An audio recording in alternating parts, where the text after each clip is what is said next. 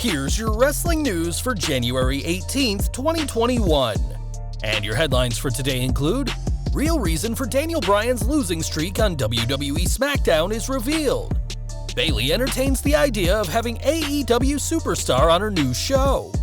Major battle of words between Ryback and Mark Henry, several accusations, and several big names dragged.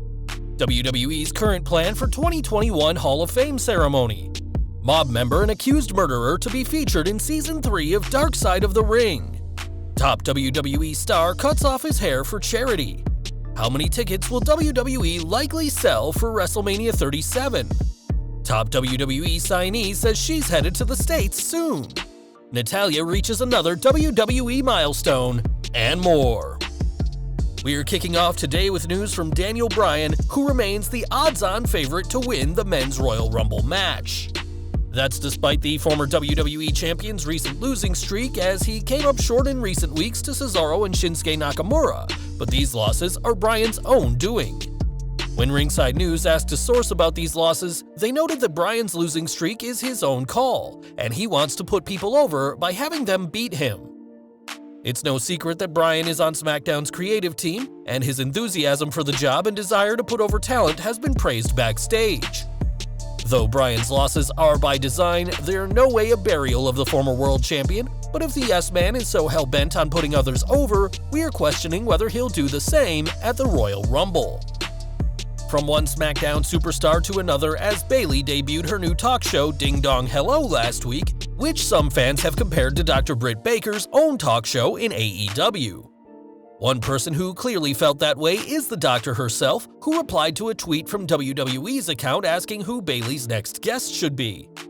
On Twitter, Baker said that Cody Rhodes should be Bayley's next guest, and the role model replied with a picture of her grinning, as she seems more than happy to have the former AEW TNT champion / ex-WWE superstar. We very much doubt WWE would allow Rhodes on Bayley's show for obvious reasons, but the former SmackDown Women's Champion has been offering her own suggestions, including Ellen DeGeneres, Hayley Williams, and Flex the Dog. So far, Bayley's only guest has been Bianca Belair, and as unlikely as getting Ellen on the show is, it's far more likely than WWE allowing Cody Rhodes in the Thunderdome.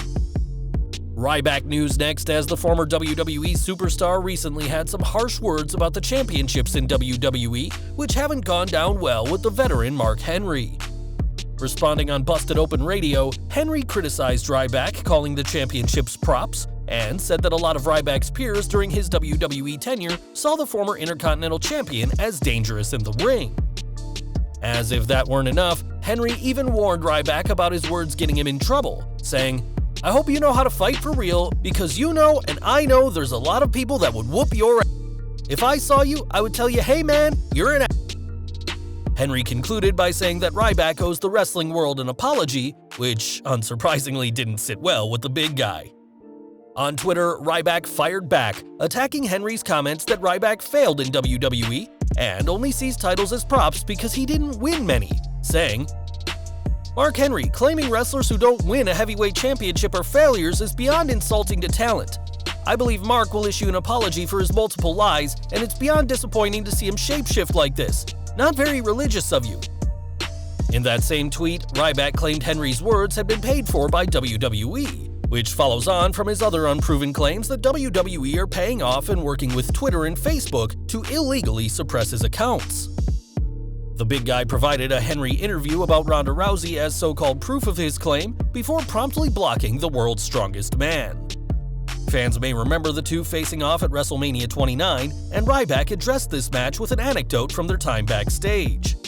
In a separate tweet, Ryback said that Henry was asleep in gorilla position prior to their match, and an unnamed producer told the big guy, "Good luck with that fat piece of shit," and added that Henry didn't want to spend a lot of time coming up with a good match. Of course, this story can't be verified given that Henry was apparently asleep at the time, but the big guy didn't stop there, as he also brought up John Cena in his verbal tirade. In another tweet, Ryback claimed that Cena didn't want to work with Henry at live events, saying that the former World Heavyweight Champion was the shits, so Ryback stepped up and worked with him instead, something that the big guy said was much harder on him physically, but he knew they'd get reactions. It's interesting that Ryback thinks this way, as Henry's feud with Cena in 2013 is considered one of the Hall of Famer's best runs, and immediately came after Ryback unsuccessfully challenged Cena for the WWE Championship. We'll have to see how this situation ends up for Ryback, who has claimed he's all healed up and ready to wrestle, but with the negative reaction his comments have received and his unproven conspiracy theories against WWE, we doubt many wrestlers will be wanting to work with the former WWE superstar. Hall of Fame news next, as it seems the 2020 Hall of Fame class can finally be inducted very soon. Last year, WWE postponed the ceremony as they wanted to wait until they could have live fans, and though there were rumors of it happening around SummerSlam, that never took place. Now it seems WWE is giving up with the idea of a Hall of Fame ceremony with live fans, as on his show, Dave Meltzer said the latest plan for the ceremony is to be a virtual event, with no fans present. Given that the ceremony will be virtual, it's also possible that the inductees themselves won't need to be present, as they could easily conduct their speeches from their own homes. Meltzer did note that plans could always change between now and the Hall of Fame ceremony, but after a year delay, names like Batista, the NWO, the Bella Twins, and the British Bulldog will finally receive their inductions. We're focusing on Vice's Dark Side of the Ring next, as the third season of the hit show is coming together. The show, which focuses on some of wrestling's darkest controversies from Owen Hart's death to the Chris Benoit double murder-suicide, will now feature an episode based on an accused murderer, according to the Wrestling Observer newsletter. In his report, Dave Meltzer noted that there will be an episode on Bruiser Bedlam, a former wrestler who was reportedly involved in a ton of activities for the mob, including being accused of murder. As a wrestler, Bedlam worked as an enhancement talent for the WWF and had a top role with Jim Cornette in Smoky Mountain Wrestling, where he was the SMW Beat the Champ television champion. Meltzer noted his source for this story is former wrestler Mickey Doyle, and said how Vice loves working with Cornette, and the controversial wrestling personality would be able to provide a ton of stories about Bedlam. Meltzer also noted that in a Steve Austin interview with Jamel Hill, the Rattlesnake mentioned filming content for the Brian Pillman episode, saying it'll feature him and be the first episode of Season 3. In 2005, Bedlam was arrested and charged with the murders of Lynn and Frank Gilbank, which happened in 1998, and served 2 counts of first-degree murder and 2 counts of conspiracy to commit murder, but was released after 7 months. Arrested again in 2009, Bedlam pled guilty to the charges against him, including first-degree murder, but his sentence was reduced from 13 years to 4.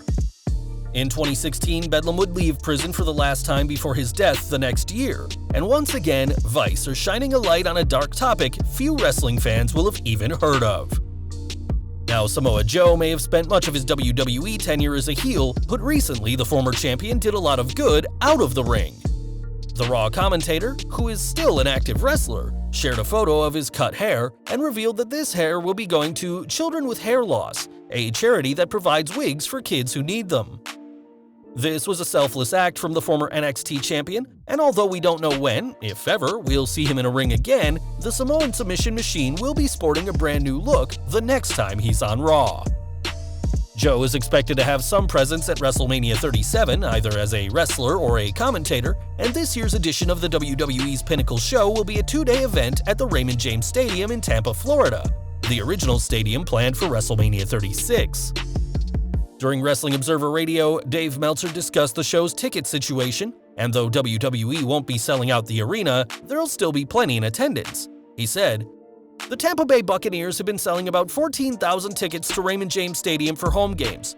You know, obviously, as we all know, Ron DeSantis, the governor of Florida, he's bought and paid for essentially. So they're going to be able to do whatever they want to do. I presume this will be their big thing of the first WWE show with fans." When Meltzer says that the governor is bought and paid for, he's referencing that Linda McMahon promised $18.5 million to the state of Florida just a day prior to DeSantis declaring WWE an essential business. It's still unclear how much tickets will cost to either Night 1 or Night 2 of WrestleMania, and whilst 14,000 fans would make this year's show one of the lowest attendance manias of all time, it's 14,000 more than what the company currently brings in. Now, about a year ago, in February last year, we covered that Japanese wrestler Sari had signed a contract with WWE, and now it looks like her move to Vince McMahon's company is finally happening. In a tweet translated from Japanese, the Joshi wrestler announced that she will be coming to the United States after her final appearance at the Seedling event on January 22nd, and explained how the ongoing global situation prevented her from moving last year. Sareee added that she was waiting for a vaccine before she moved, saying, "I want to show my solid wrestling live without any anxieties. It's hard to everyone, but I think this is the time to be one as the WWE Universe and stay strong and firm."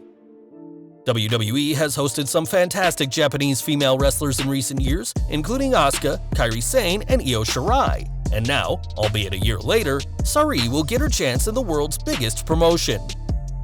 And we're ending today with news from Natalya, as the self-professed best of all time has reached another milestone in her WWE career. Following her victory on SmackDown with Tamina against the Riot Squad, the former SmackDown Women's Champion noted that this was her 1500th match, far more than any female superstar in WWE. In August last year, Natalya pointed out that she has the most wins under her belt than any other woman, and this latest victory will only add to that impressive statistic. Though she's only had 2 brief title reigns in her near 13 years on the main roster, Natalya also holds the distinction of being the first woman to win in Saudi Arabia, as she defeated Lacey Evans at Crown Jewel 2019. And we'll have to see if these impressive accolades lead to another shot at championship gold.